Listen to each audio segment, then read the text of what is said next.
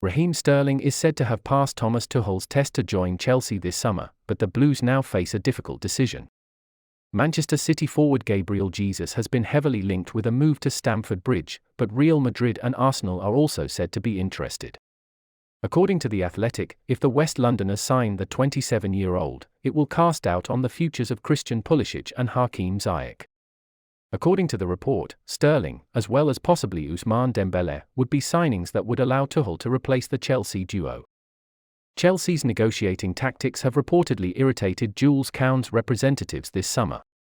The 23-year-old French international has been heavily linked with a move to Stamford Bridge, with Sevilla increasingly willing to sell.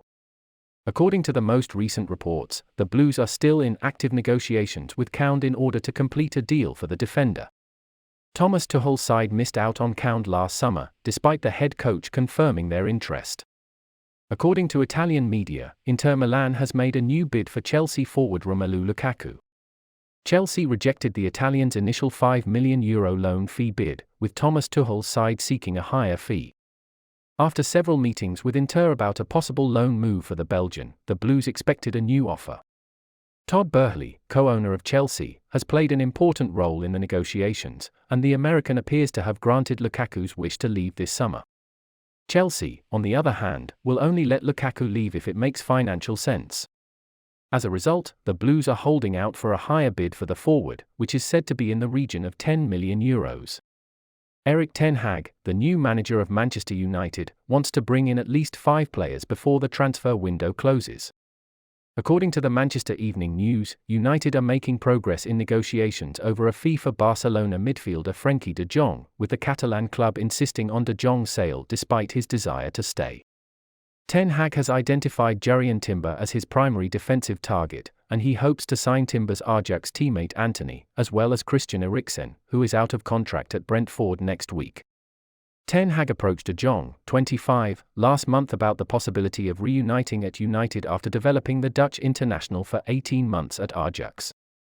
Barcelona is holding out for a fee that could reach £85 million. Antonio Conte has already secured 3 major signings to strengthen Tottenham's position for next season: Yves Bissouma, Ivan Perisic, and Fraser Forster, but he wants at least 3 more.